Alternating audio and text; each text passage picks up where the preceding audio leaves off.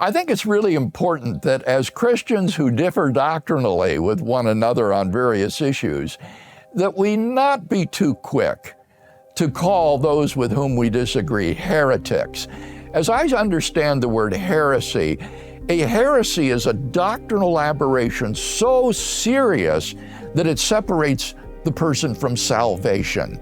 So examples of heresies would be to deny the deity of Christ.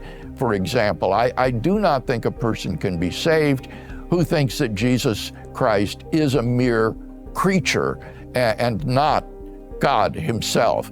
On the other hand, classic examples of differences among Christians that are not heresies would be doctrines of the sacraments, how many sacraments there are, and indeed, are there sacraments? Are baptism and the Lord's Supper actually means of grace, or are they just symbolic ordinances that the church carries out? Or conflicting views about the second coming of Christ and the timing of those events.